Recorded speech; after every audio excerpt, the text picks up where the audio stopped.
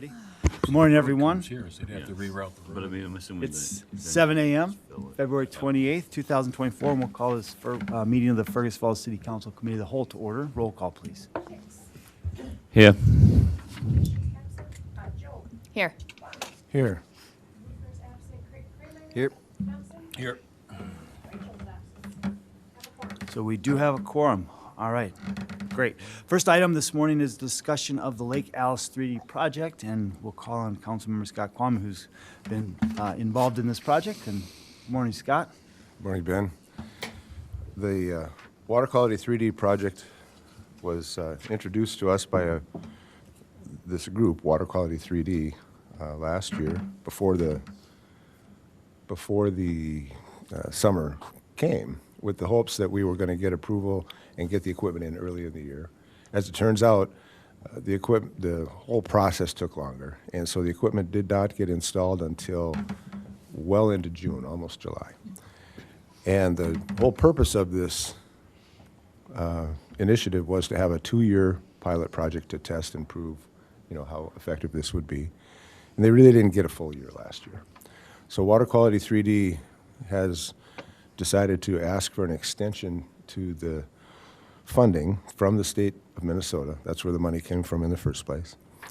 To get an additional year, another $40,000 to pay for an additional year to run through 2025. I've got a few things I can read here that'll hopefully fill in the blanks a little bit better. You'll recall we have a 2-year water quality improvement pilot project going on in Lake Alice with the Water Quality 3D group. Findings for the first year were encouraging, with dissolved oxygen and E. coli levels improving significantly. However, the water quality 3D system works best if it can get into the water, get ahead of the algae, get ahead of it earlier, right at the ice out time, before the bacteria has a chance to establish itself and build. Again, last year, it wasn't able to get in and take advantage of that critical early season advantage, and that essentially lost that advantage, and due to the formidable nature of the nutrient load that's already there, that's been there for years, they would like to extend this for 1 more year to adequately reflect what the system can do over a 2-year window. So this additional appropriation of $40,000 in state general fund revenues would be the ask for the state legislature this year. And our packet on Monday will have a little more detail about this, as well as a couple of charts. And if you get a chance to look at that before Monday, you'll see the charts showing the E. coli and dissolved oxygen level graphs that will give you an idea of the documentation that was achieved just even last year that was positive even with the late start.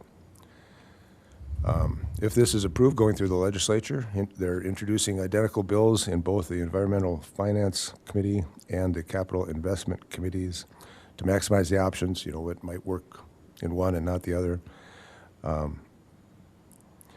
So that's the process that's beginning, and I'm urging support of a resolution. The whole point of this conversation now is for the City Council to approve a resolution of support for this, and then they can take that along with the bill as it's introduced to hopefully get support at the Minnesota State Legislature. So at this point, I'd like to make a motion that we pass a resolution requesting an additional year and support this project for that year 2025. Thanks, Scott. So there's a motion from Scott to bring this to the council for a full resolution, if that makes sense. Correct. Correct. Thank you, Scott. I'll second that. We have a second. Does anyone have questions? I got a Yeah, question. Go ahead, Al. Scott, why was it late? Why wasn't it done? The request came to us pretty early in the year, maybe February, I want to say. And the hope was that it could get through the committees and get approved quickly. And as it turned out, it got rolled all the way to into May with the way the legislature works, and the approval didn't come until the very end of the session. Okay. And then there was a permitting process that was required by the Minnesota Pollution Control Agency before they could actually install anything, and that process took about a month. So it was a And state so thing. had we been able to get the approval quickly, through the committees and stuff and get approval in March, we might have got the equipment in April, but it wasn't able to happen that quickly. When did they, I mean, what's the optimum time it should have been put in? Just out of curiosity. Ice out is, they'd like to get it in as soon as the ice goes out, get in while the water's, just as soon as they can, so they're working with open water. They can't work through the winter. Obviously, the equipment has to Right. have flowing water, so, yeah. I was around Lake Alice last night. There's open water around the island. And amazing, So ice out might be today.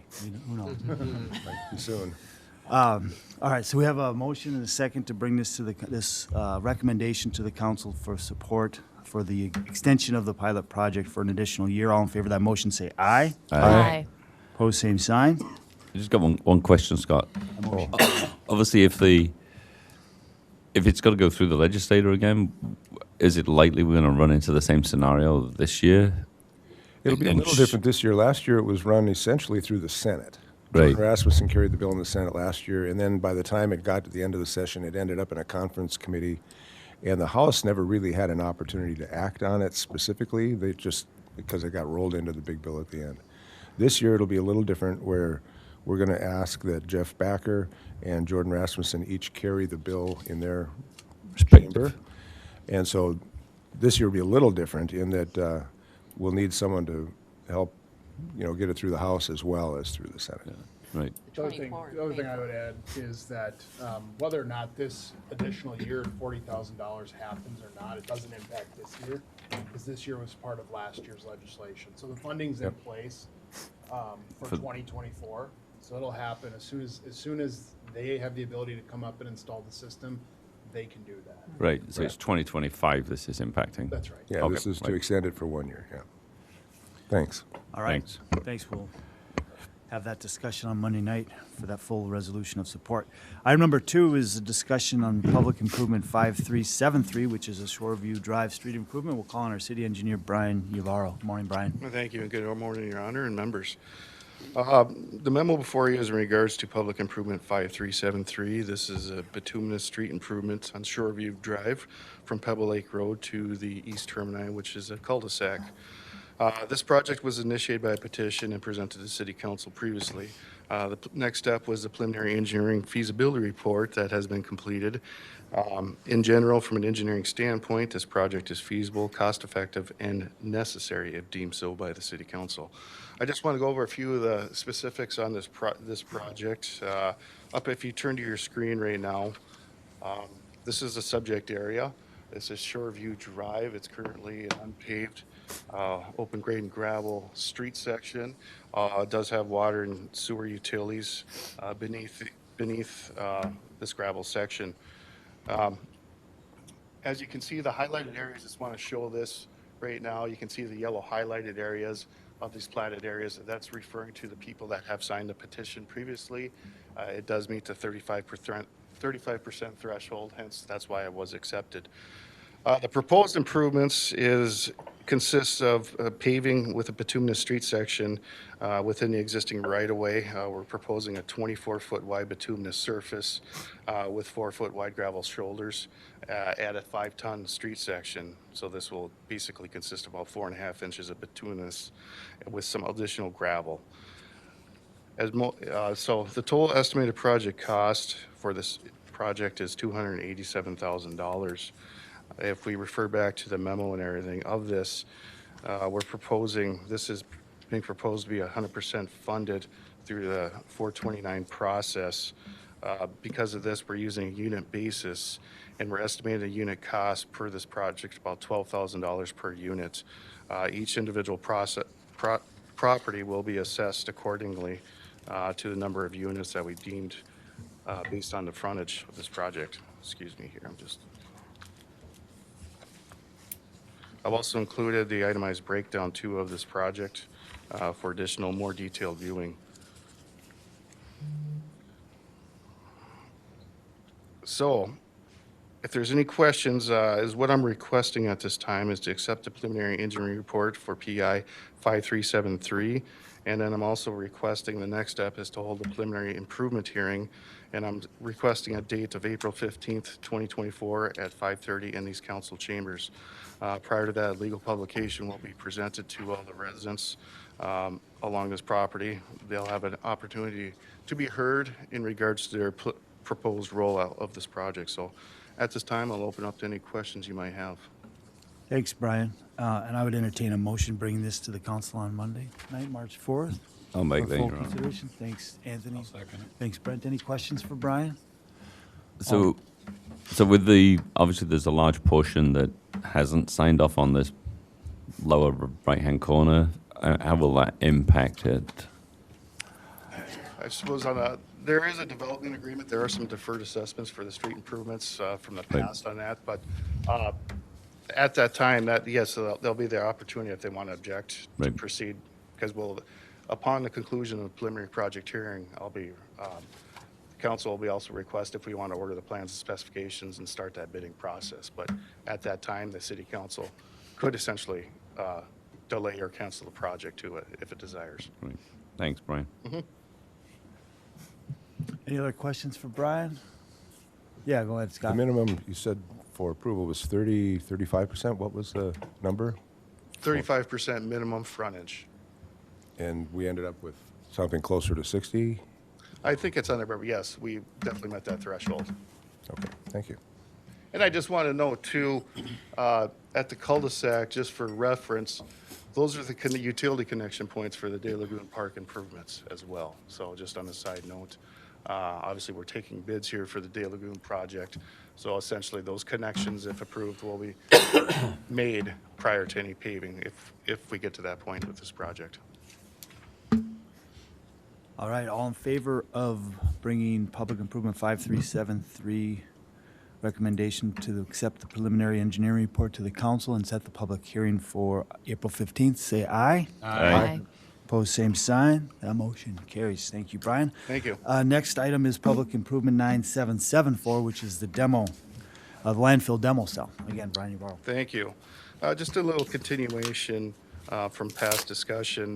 Back in November, we made a presentation to the committee outlining options for the projected costs for the city's demolition disposal operations.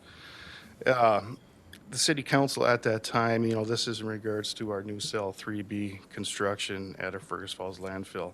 At that time, we had some discussion and the city council requested that we meet with representatives from Otter Tail County as well. So since then, we met with Otter Tail County solid waste management representatives to discuss the future of landfills. The future of landfills in the state is relatively unknown other than the MPCA's goal to regionalize landfills. The timeline for this is unknown. The past initial capital investments that the city has made for 3A, which is our current active cell, such as the clay liner, the leachate collection system, the stormwater management pond, all these things that the city had to do mandated by the PCA back then, places our current landfill at what I would consider a low-risk category in regards to future MPCA scrutiny or increased regulation. And this is in comparison to other Class 1 landfills in the state, especially those that are unlined. So other than that, we can continue discussion. I do have it up on the screen just to show you what we're referring to. It shows cell 3A, which is our current active cell. We're going to be reaching capacity projected at the end of 2024, early 2025. The area I have highlighted in the solid, that's the footprint of cell 3B. That's the subject matter that we're referring to at this time. So the next step would be for Houston Engineering to prepare the project plans and specifications and update the cost estimates for this project.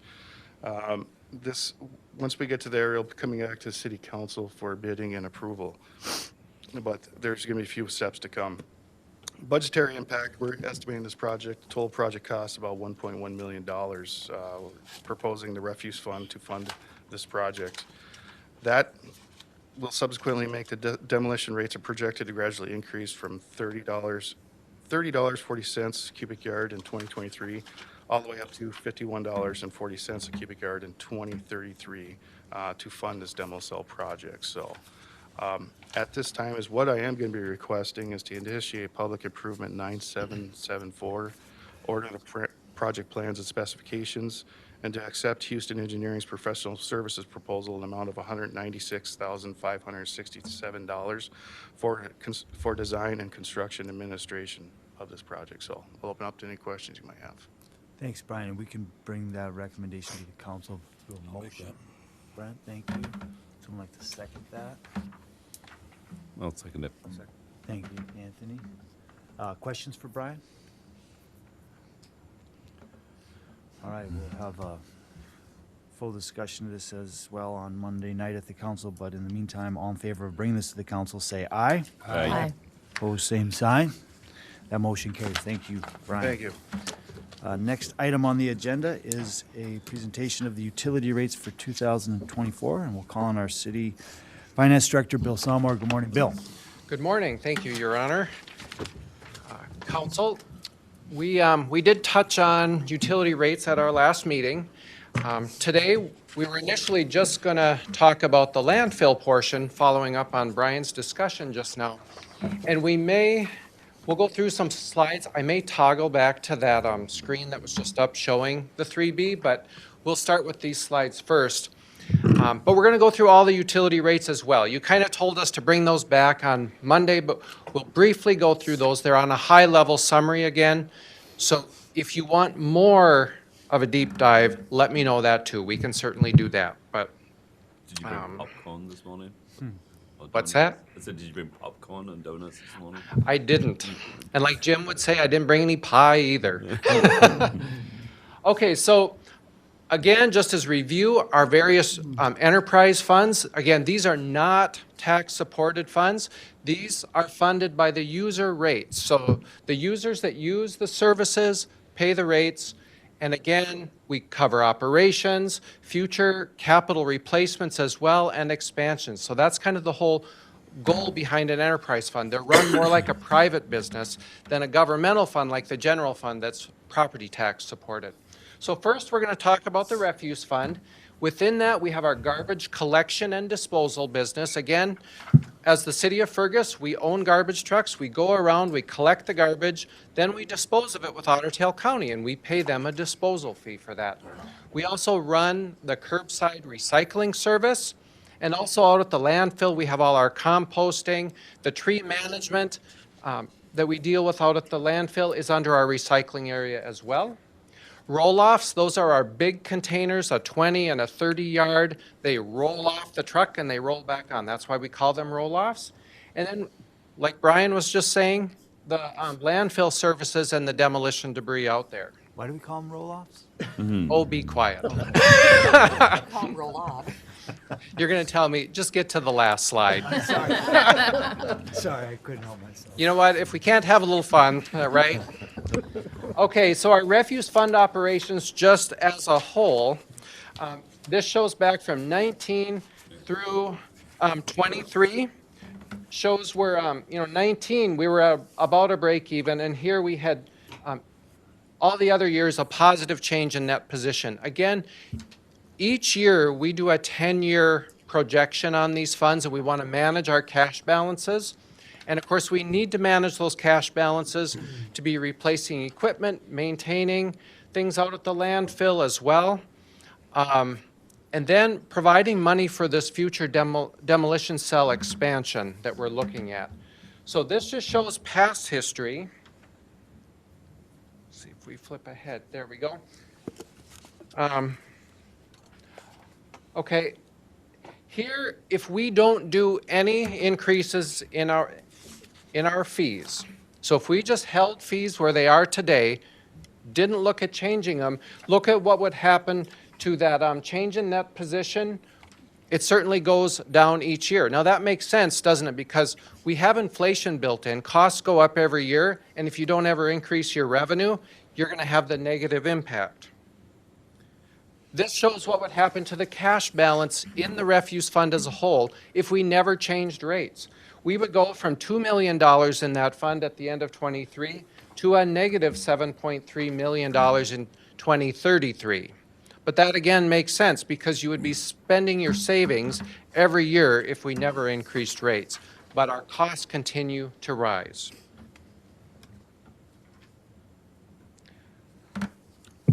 So that kind of summarizes right there. I've talked about how our costs do go up each year. Our disposal rates did go up with Otter Tail County at January 1st of 24. We knew that was coming. They do the same analysis each year. Their costs go up as well, and they need to pass those on to us as well as other haulers in the county. So we are recommending a 3.5% increase to the residential collection and disposal fees. So that's what you will see on the utility bills. 3.5% also at the landfill. So if you bring something out to the landfill, we're going to look at increasing those as well. The tipping fees, the 3.5, that's also in that first bullet point. Tipping fees and disposal fees are the same term, really. 10% in those roll-off fees. That is higher than we've done in the past, but we have new equipment that was more expensive, and to recover that cost over the depreciable life of those assets, making that up as well. And then similar increases in 25, 26, and then backing it down a little bit again in 2033. Recycling, again, our costs continuing to go up there as well. Looking at going up 50 cents, so from, I believe it's 6.50 to 7? We'll see that when we get to another screen. But 50-cent increase there, not looking at changing the tree management fee at this time. Okay, demolition debris. So this is where we're talking about that expansion of that cell 3B. It is a significant cost, like in your memo from Brian, it's $1.1 million is what we're estimated at. That's more than what we were planning for in this fund. Costs have gone up significantly. So we're using some other cash, you would say, in the refuse fund because, you know, it's all commingled in this one fund. Your collection business, your recycling, your landfill. We have had those discussions about, you know, the future is going to change with landfills around the state. The MPCA certainly is going to make other landfills more like ours that has that liner in it, that has that leachate collection system that we already installed. What year was that? Back in, was it 18? About that. Okay. So we're looking at increases of 9.9%, or it's $3 going up in 2024. But then a much larger increase in 25 because that's when the construction is complete or scheduled to be complete if we go forward with that. And then backing it back down a little bit in increases at that time, after that. Here's just a chart that shows, you can see our current rate is $30.40, going up to $33.40 in 2024. So that's that increase I'd be asking for right now. And then we would come back and ask for an increase in 2025, doing the large jump when we have done that project for $1.1 million expansion. And then, you know, going up from there as well after that, projected out through 2033. Now, I would expect other landfills in the area would catch up in this time frame through 2033, as they'll probably have to make changes as well. We were just the first landfill in the state of Minnesota that needed to line our demolition cell. Lynn, is it possible to jump back to Brian's slide? To get you out of your presentation. Well, do you guys remember the red box that we talked about, 3B, that was on that slide? So we need money to put that in. And then we're also planning ahead for the next one that comes 8 years later, 3C. It's 1.1 million now. We're projecting that to be 1.6 million in, was that 2033 or 2032 maybe? The year after that, then we have to do some closing, in other words, cover the previous cells, and we have about 150,000 in for that. So we have to make sure we have set the cash aside for those projects in the future. So I'm depreciating out the $1.1 million that we're talking about for 3B, but then the additional money to get to 1.6 million, I'm also building that in over the years so we get the money in the fund so we can pay cash when it's time to dig the next hole in the ground for the demolition cell. That's all built into these rates, and that's why they are larger.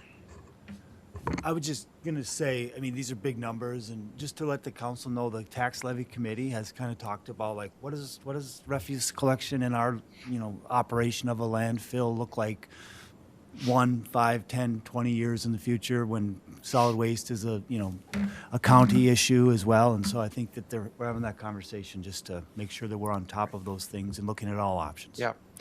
It's Yeah, I expensive mean- business to be in right now, and there's a lot of rules and regulations that are coming Yep. at us, and are there efficiencies out there, and we're looking Yeah. at that. So. Fergus could be a regional center for this. In our meetings with Otter Tail County, I mean, like, you know, the solid waste director pointed out, this is an asset of the city of Fergus Falls. It's a good facility. It's a modern facility. We've invested in that. We have bonds outstanding on that facility as well. So we're seeing we kind of need to keep running that. So that's kind of the refuse fund. On that, Bill, Yep. would it be possible to get, I don't know if we have it easily, but like, you know, the tons of garbage that, you know, like obviously we show like the refuse funds from sort of 2019 to 23, some idea whether we're picking, you know, more or less garbage and demo, you know, so obviously we've got three things, the garbage, the recycle, and the demo. You know, it'd be interesting just to see the trend in the tons that we move Yep. or collect, you know, because I mean, obviously the recycle is still technically cheaper. It's expensive, but it's cheaper per ton than garbage. And maybe that's something, if we're not picking, you know, if recycle isn't trending in a positive direction, you know, that's maybe something that we can look at putting more of a campaign out there, sort of that, you know, that basically, you know, if you put it in the blue bin, it's $130 a ton. You know, if you put it in the green bin and it's recycled material, don't just put your garbage in there, but Yep. if you recycle it, it will help keep these rates at a level as opposed to increasing. Right, yeah, getting it out of the waste stream, and Yep. we're not paying the disposal. Guy, I'm sure you and the landfill people we have all those data, right? We could even see if we can bring that on Monday night, if we Yeah, can I put mean, something it would just together. be interesting to see what the trends are. Yeah, And you know, likewise, obviously, we did a big step up on the demo, and has that really affected people bringing garbage, you know, demo material to the cell or not? I think we're down a little bit. You know, 2020, Yeah. Yeah. Thank you. but not Significantly. significant, but we definitely did go down. Had an increase and everything. We have to do an annual survey of it every day for the annual report every year. Yeah. So we have all those numbers that Yeah. in place measurement of everything. Right, thanks. And the demo, and then also like the tonnage, right, that we're sending off to Otter Tail Power too? Or Otter Tail County? Otter Tail Yep. County? Yep, Right. Yeah. It'd be interesting to see that too. right. Okay, so that was the demolition. And this just then shows the projections of what things would look like if we do our revenue increases. So trying to maintain that positive net income in that fund. And then the cash balance slips by. Now you can see we're building that cash balance during 24 out to 32. That's what I was talking about, where we need to get that $1.6 million in there. We put in cell 3C, we drop that back down, and then we start bringing it back up again. Keep in mind, we also have to be setting money aside for the ultimate closure of this fund that could be 70 years from now, but we're required to get, you know, account for that, what we ultimately, when we close the final cell, and take care of it for 30 years after as well. So we build that all into our rates, and we're setting aside cash for those as well. We did that on the old landfill as well, each year there. Okay, then moving on to water, sewer, and storm. Now, in past years, you've seen the presentation on this separately, very similar slides for each one. We rolled them all together here today. So we're doing these utility funds all in one. So if you wanted more detail, we can do that. But since it's the similar story in each fund, we thought we'd bring this together. This is the slide you saw the other day showing where we currently stand with water, sewer, and storm compared to other cities that participate in the AE2S survey. So we're at 84 and 94 there. You can see kind of in the middle. Again, our operational costs continue to increase in these funds as well. We are looking at, you know, our capital improvement plans. We brought you with more engineering, the fast track plan versus the baseline plan. You as a council told us at that time, come back with the fast track plan. We could put that in place now. And if for some reason you do not go with franchise fees, because that is your choice as a city council if you enact those or not, then, if we didn't go with the fast track, we wouldn't need to increase as much in future years then. You're taking a little bit more of an aggressive approach now. But if you don't move forward with the fast track, things would be more leveled out. We would probably not increase as much than in '25. Again, we look at the cash balance in all these funds to maintain as we go forward. Here's the past operation for all of these three funds rolled together. I want to point out 2022 looked like a bad year. It was a bad year. Our investment losses, remember, we saw that across the country, of course. Those have come back this year, so we have positive income from our investments as well, and that's reflected in the 2023 forecast there. We're in the process of getting ready for our audit, which is taking place in 3 weeks, so we're kind of dialing in all those numbers for the audit. Okay, this is just a snapshot of the capital projects under a fast track program. Now this will have more in here than we saw in the more engineering proposal because that all related to streets. This is all the projects that relate to those enterprise funds. So if we are reconditioning a water tower, different things out at the plants, those are in these numbers. So that's why you would see a difference there from what we saw. Again, higher capital improvements because this is everything that those funds need to support under the fast track plan.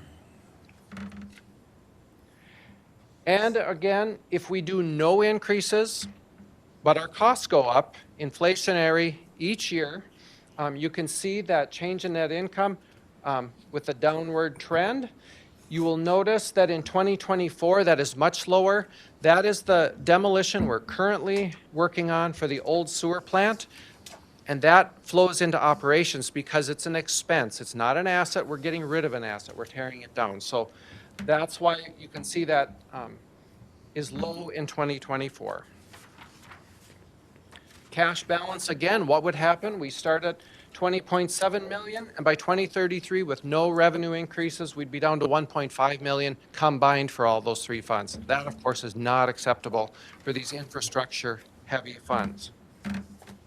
So we're looking at water fund, and this is what we talked about the other day, so this is kind of a mirror slide of that. 10% in the water rates.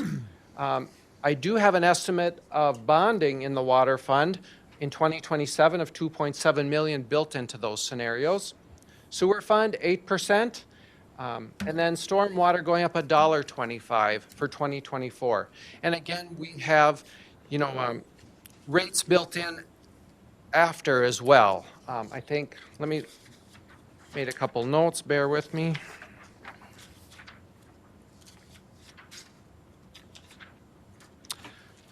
So for instance, the water fund, we're at 10, then in 25 we go to 7, and then we do some at 5 and some at 4 for that basis going out through 2033. Sewer fund, we'd look like at 8 and an 8, a few years of 5 and a few years of 4%. Stormwater fund, the $1.25 I'm saying, we do a few years at $1 increase per month, and then 50 cents out there more towards the 2033. If we do those rates, you can see then we're going to maintain the positive income across all those three funds. And then we're managing that cash balance. Now we are dipping down over the years and then looking to try to bring that back up. So for instance, I think the sewer fund, we right now have like 11 million. We'd probably hit a low point of around $6 million and start to tick that back up too. So we will continue to do this each year to bring this back to you. We want to make sure out in 2033 that we've managed things well and we keep adequate savings and future replacement dollars there as well. That proposed utility bill, the various increases are on the right that we have mentioned. This comes down to that 8.1% in total to the average utility account. This is assumed 6,000 gallons of water used for the month. That may be a little bit higher for some, maybe a little lower for others, but we use that because then that ties into that graph we put in, that survey we tie into with AE2S. So this is, we gave you those two charts. The baseline was 5.4%. The fast track is this 8.1. And again, we presented on the 20th. We're here again on the 28th. Looking for you if you wish to approve these on March 4th.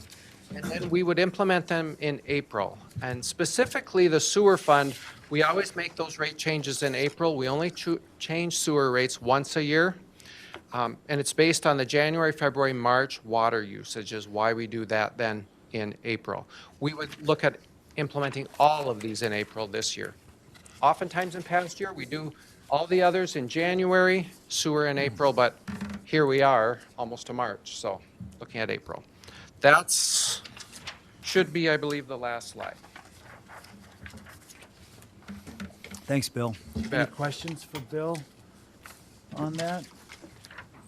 We'll bring this to the council for consideration and approval on Monday night. Anyone like to make that motion? I can make that.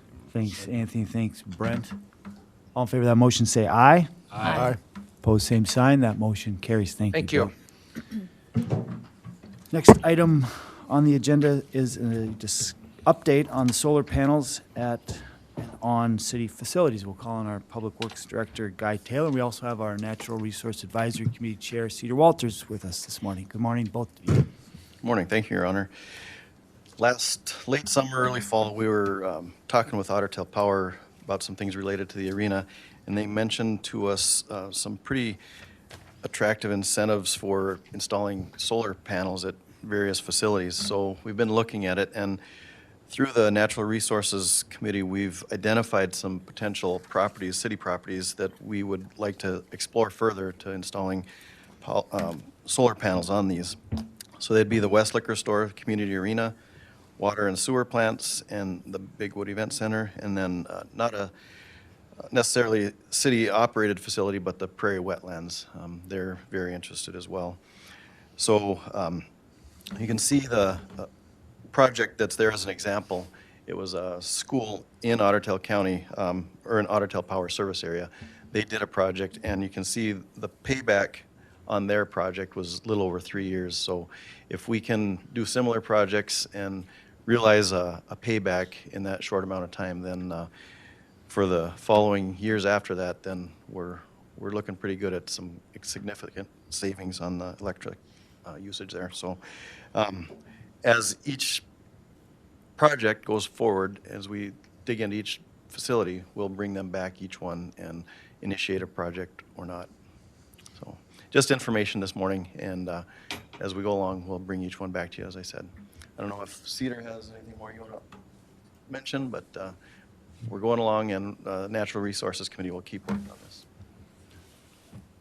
Sure, thank you. Good morning. I'll just pop in with just a couple of comments. So I'm wearing a new, as well as being chair of the Natural Resources Committee for the city, I'm also wearing a new hat as climate officer at West Central Initiative.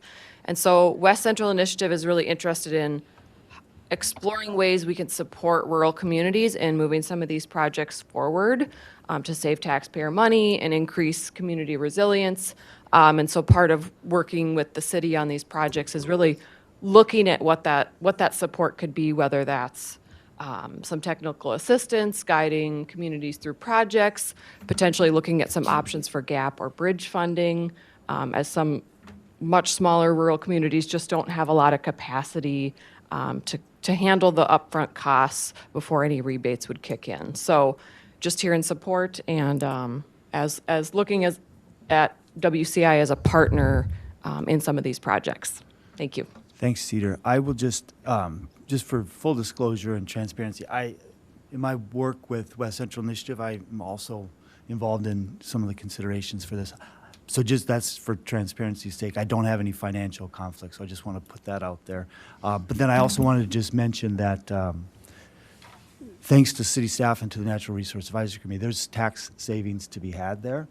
There's federal tax incentives that have not been available to cities in the past that are currently available on these projects, up to 30%. And then also Fergus Falls, we're in a unique position. We can stack, because of the closure of the Hoot Lake plant, we're an energy community.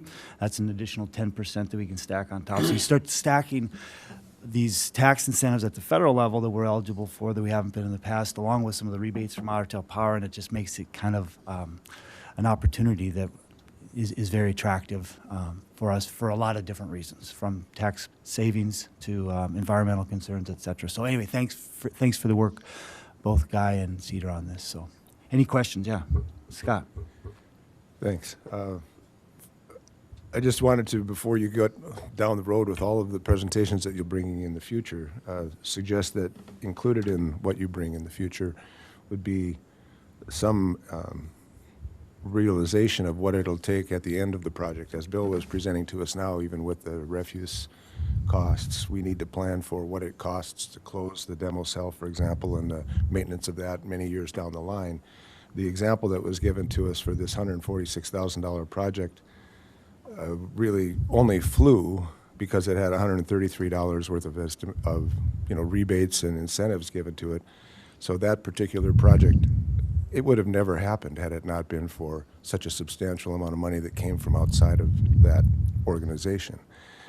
And it doesn't appear to recognize what the cost would be at the end of the project, 25 years down the line when the roofs have to be repaired and the equipment has to be disposed of. So as you come with any future proposal, I would suggest that you recognize those future costs as well and make sure that they're included. And I'll leave it at that. I'm a little skeptical, put it that way, because of the only way these projects work is with gigantic amounts of incentives. And if the city had to do these on our own, there's no way we would do it this way. You are correct. And to the point of the roof maintenance and other items like that, I would look to have ground-mounted panels to avoid that. Okay. Well, at the Prairie Wetlands, I would say you got lots of ground to work at. Yeah. And that type of a setting, I think, would be very appropriate. On some of our city buildings, I don't know that I'm terribly excited about putting holes in the roof. Right. I was sort of Thanks, piggybacking on that. I would say, like, if there is going to be a cost to fix the roof, obviously roofs have a lifespan, and I don't recall when we last did like the roof at the liquor store, but the life of the panel has to kind of coincide with the life of the roof as well, so that we're not down the road having to take them off. I think as well that the other piece, it would be nice to see these being American-made panels as opposed to imported panels. If you're going to be truly renewable, let's make it an American renewable project.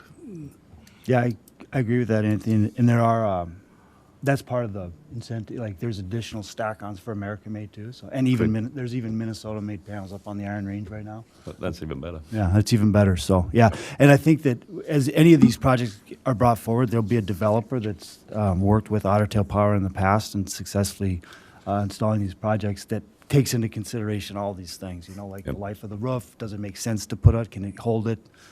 Is ground mounted? So, I mean, the council, we'll come back to the council with information on each of these projects for consideration and approval.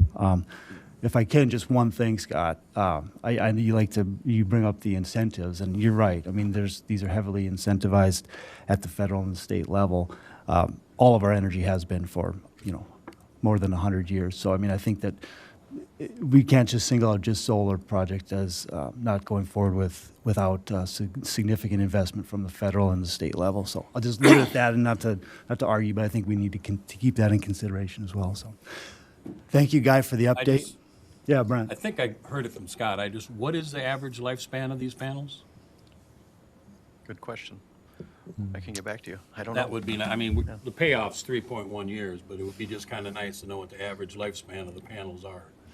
I think they figure 25 years, but again, I don't. That's what I thought I heard Scott say, but I was just curious if that was a correct figure. That's what I've heard. So we look forward to more information as we bring these individual projects back for consideration to the council. Thanks, Guy. Thanks, Cedar. All right, moving along to traffic marking partnership with Otter Tail County. Again, Guy Taylor. Thank you, Your Honor. Just seeking a resolution to partner with Otter Tail County, as we've done for many years on traffic lane striping. The county is the lead. They'll do the bidding. They handle the contract. We just piggyback on their project that they do countywide. So just seeking a resolution to continue that partnership for 2024. Thank you. Someone like to offer that? I'll offer that. You're offering lots of resolutions this morning, Anthony. Thank you. Someone has to, But right? there's limited number of us. Someone like to second? I'll second. Thank you, Laura. All in favor of that motion to bring that to the council, say aye. Aye. Opposed, same sign. Motion carries. Don't think there's anything else to come before the committee this morning. Lynn, do you have any, hope everyone was able to participate in the caucuses last night. There's a presidential nominating primary next Tuesday, March 4th. March 5th, sorry. We meet on March 4th, Monday. Primary is March 5th. Thank you for that. And with that, we're adjourned.